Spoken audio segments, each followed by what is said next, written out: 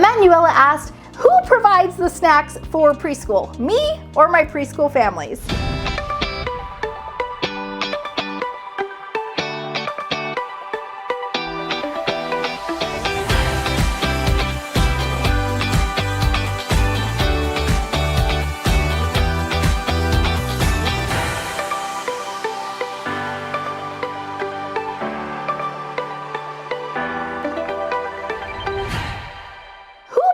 The snacks for preschool? Definitely not you. Otherwise, you're gonna go bankrupt.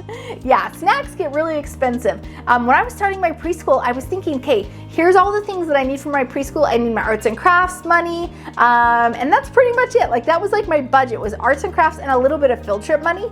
And other than that, I didn't really have any other costs for my preschool because I started out small. I only had 24 students, which was 6 kiddos in 4 different classes, and I didn't really need a lot of extra money. But I was like, wait a second, what about snacks?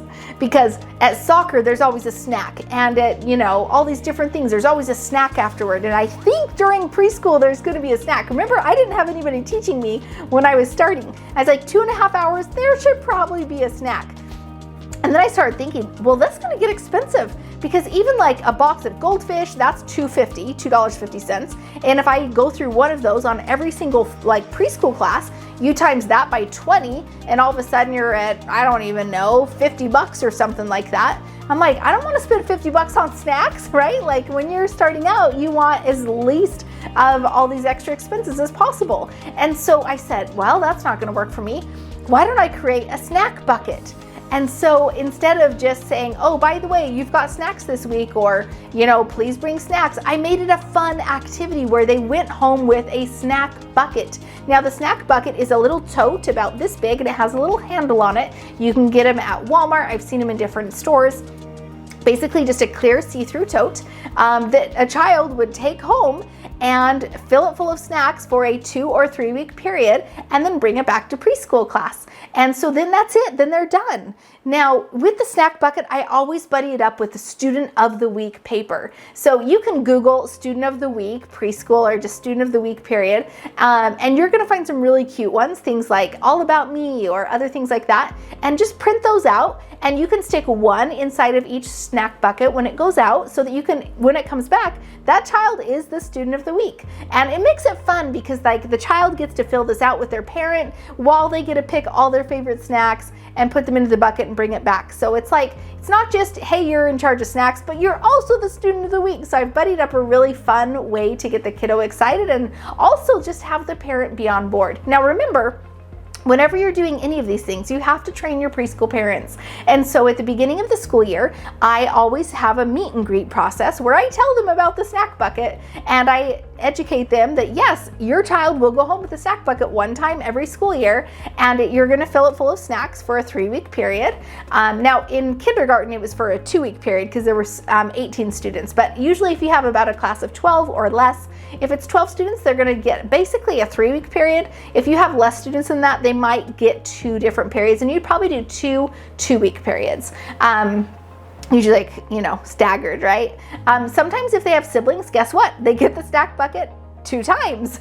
I don't say, oh, just your family gets it once. Nope, every student gets it 1 time per the school year. We even had triplets one year, and yeah, they got it 3 times, guys.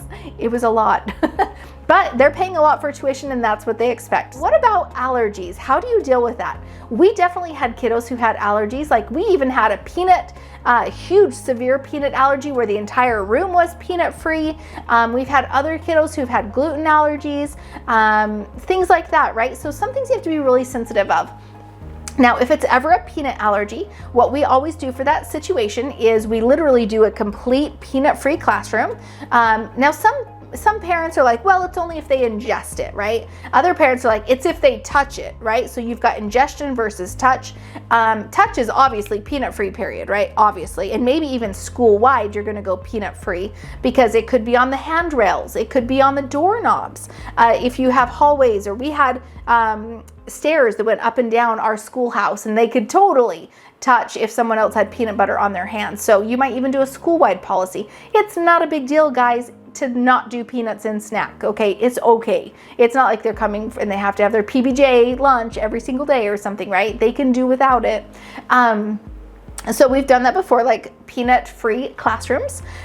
We've also but then, like, well, do you require all the parents to do, like, how do you do that? Like, if one child is gluten-free, do you require all gluten-free snacks? Heck no, that would be super expensive and nobody would be happy about that. So what we do in those situations is if there's any child who has to have a specific, yeah, they can't have gluten or sugar or dyes or dairy. That's literally my child I'm describing. In that situation, that parent brings the snack for that child and they are off the snack bucket list. Okay, so follow me here. They will literally bring a container of snacks for their child for the entire school year. Now, they can't store that many snacks at school, so they would probably bring enough for a 2-month period, right? Fruit leather, popcorn bags, I don't know, whatever, right? Whatever that child can eat, make sure that it's non-perishable because it's gonna be lasting a while, right? And then you label that tote with that child's name and that child's class. So if you ever have a substitute, they know exactly that child only eats out of that snack bucket. Also on anywhere, like it needs to be labeled, right? Everywhere on your sign out sheet, on your child release, on just like every sheet, your student info sheet, whatever, it all needs to say, even on the snack bucket, like everything needs to have allergy, stuff like that, and the child's name.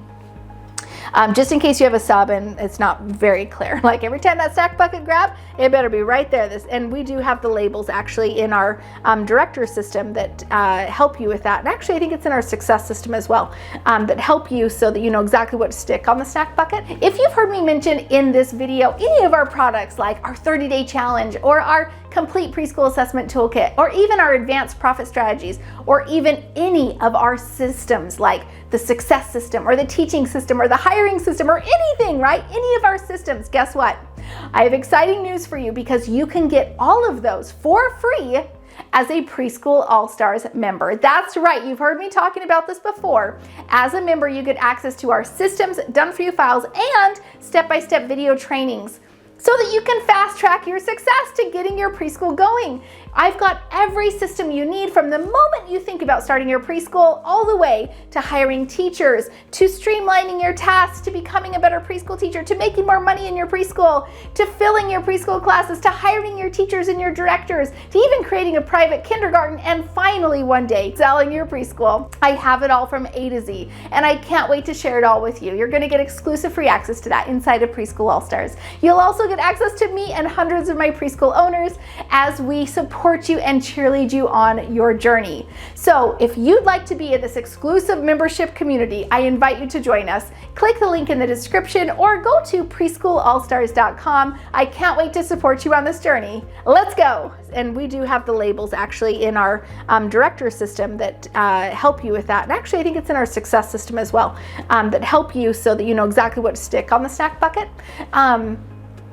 And on that snack bucket, we do have a sheet that says, yes, please take this snack bucket home, but then bring it back with the things and what should you put it in and all that good stuff. So then after this snack bucket is brought back, so the people who have an allergy, those are the ones who are bringing their own tote, and then anyone else is going to be put onto the snack list. Now I get that if you have one student out, then there's a missing 3-week period. That's fine, not a big deal. Go buy snacks for that week, okay, or those 3 weeks, not a big deal. And then sometimes though, guys, there's so many snacks that it's fine because there's plenty of snacks, and you never send snacks home with the students unless it's like a very special birthday treat or something, like they brought 18 cupcakes and only 12 got eaten, yeah, send home the 6, right? But other than that, all snacks stay at school and they're used by the school. So even if they're not used 100% of the time for that child in that 3-week period, that's okay. We're gonna have an abundance of snacks at school because sometimes a kiddo's not going to bring enough snacks, and you never ask the parent to bring more snacks. Like if you say 3 weeks period and they come in and it's like kind of sparse, thank you so much. Now if they say, oh, by the way, next week I'm bringing more, awesome, cool. But if they don't say anything, guys, don't ask for more snacks, okay? That's like just don't do it. It's not kosher, just don't do it. just be grateful for what they give you. And sometimes you'll have too many snacks and it all kind of filters through, so it's good. Sometimes just always have a container of goldfish on hand, and that will just get you through, okay? So that's how we deal with allergies, is that if they have the allergy, whether it's gluten or peanuts or anything that's going to require them to have a pretty specific snack that I don't have to explain to everybody what they shouldn't put in that snack bucket, then they're going to have their own snack bucket, and then that way all the other parents can put whatever they want in the snack bucket, okay? That's if you're asking them to spend their money on a snack stuff, don't require them to be like gluten-free, sugar-free, dairy-free, whatever. That's just asking for not happy parents. But as far as peanuts go, if it was a peanut-free classroom, I do put on the snack bucket. Even though that child's bringing her own snacks, no peanuts, right? And I have my teachers check the bucket every time it comes back with a new amount of treats or snacks. The teacher literally dumps it out and only puts back in what is peanut-free. She checks every single label to confirm, okay? And then any snacks that did have peanut in it, she would go to another teacher's classroom and swap out. Like, hey, they've got goldfish, here's a bunch of peanut granola bars, let's swap, right? Okay, so I think that helps you. Post in the comments, do you guys have any children with allergies or specific food difficulties that you guys have to monitor? Like I said, my own kiddo, he is 7 now, but he has a lot of challenges, and so we've just found that it's easier if we just help his own diet out with having no gluten, no dairy, no sugar, and no dyes. Yeah, it's been a lot. I think it's been about 1.5 years that we've done that now, but to us it's just kind of standard. But to some people it's like, what would I do if I had a preschooler with all these things? And that's a lot of times why people would actually choose our preschool, because we were allergy friendly. And this is a way that you can be allergy friendly too. So post in the comments if you've ever had experience with some of these allergies with someone you know, or even your own children or own preschoolers. Please comment, subscribe, and share so I can get more of these videos to you.